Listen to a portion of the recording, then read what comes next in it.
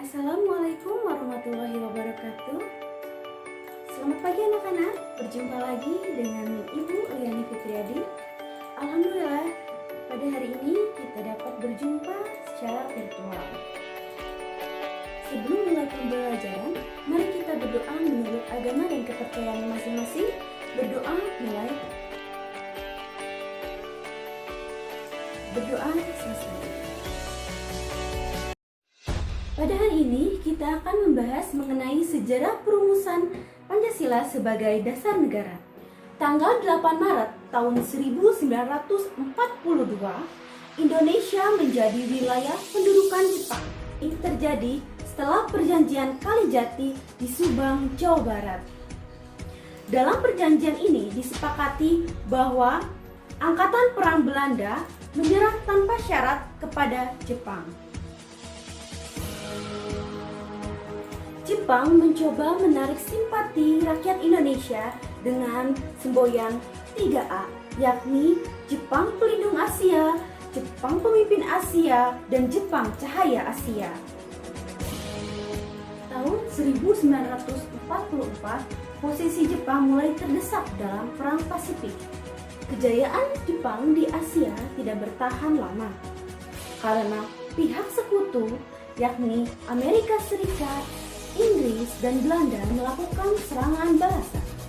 Jepang terus berusaha mengambil simpati rakyat Indonesia dengan menjanjikan kemerdekaan. Pada tanggal 1 Maret 1945, Jepang mengumumkan pembentukan BPUPKI atau Badan Penyelidik Usaha-Usaha Persiapan Kemerdekaan Indonesia.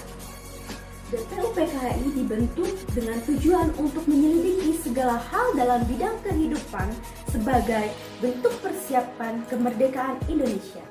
Pada tanggal 29 April 1945, pembentukan BPUPKI terrealisasikan bertepatan dengan hari ulang tahun Kaisar Hirohito.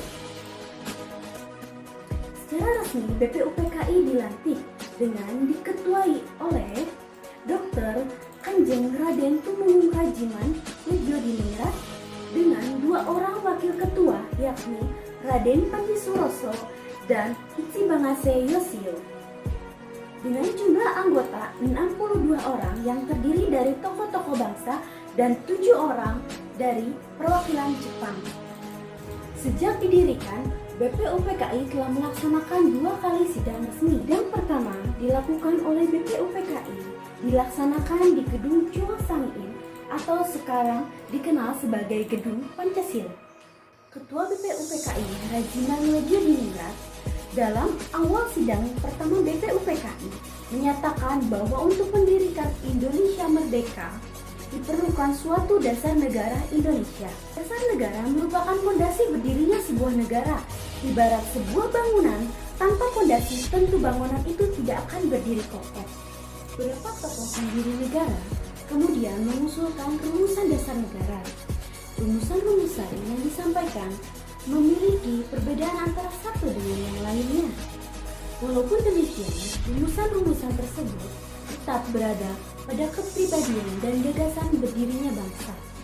Selain itu, rumusan itu didasari oleh sejarah perjuangan dan semangat nasionalisme. Yang pertama, Muhammad Yamin mengusulkan 5 asas dan dasar bagi Indonesia merdeka. Pertama, pri kebangsaan, yang kedua, pri kemanusiaan, yang ketiga, pri ketuhanan, yang keempat, pri kerakyatan, dan yang kelima, kesejahteraan rakyat.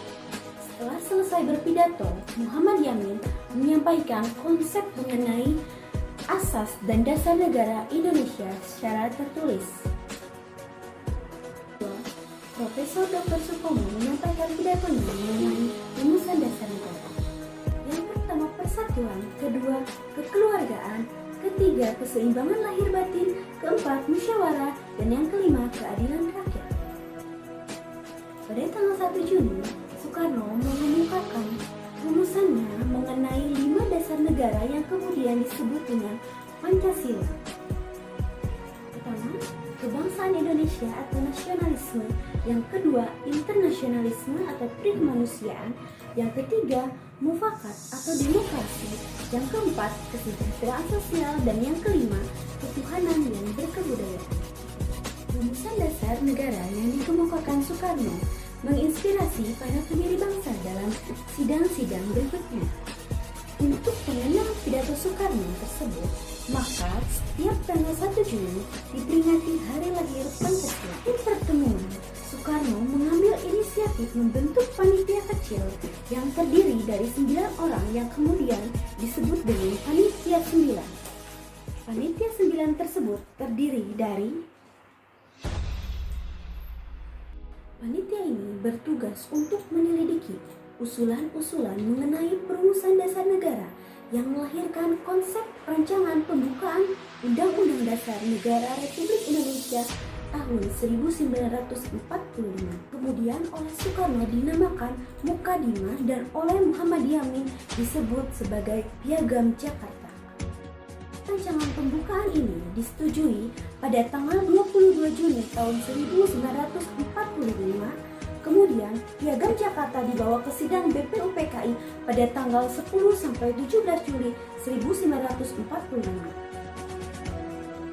Piagam Jakarta yang telah ditandatangani oleh Panitia 9 di kemudian hari mengalami perubahan dalam sidang PPKI pada tanggal 18 Agustus 1945. Rumusan dasar negara mengalami perubahan pada sila pertama yang sebelumnya berbunyi ketuhanan dengan kewajiban menjalankan syariat Islam bagi pemeluk-pemeluknya menjadi ketuhanan yang Maha Esa.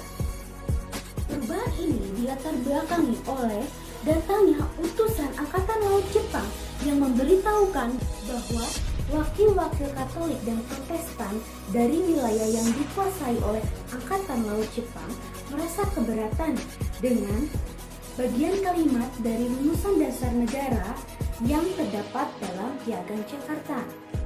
Maka, para pendiri bangsa yang bermusyawarah telah bermufakat untuk menghilangkan bagian kalimat tersebut dan menggantinya dengan ketuhanan yang Maha Esa. Mungkin itu pemaparan dari Ibu. Semoga kalian semua dapat memahami. Kurangnya Ibu mohon maaf. Wassalamualaikum warahmatullahi wabarakatuh.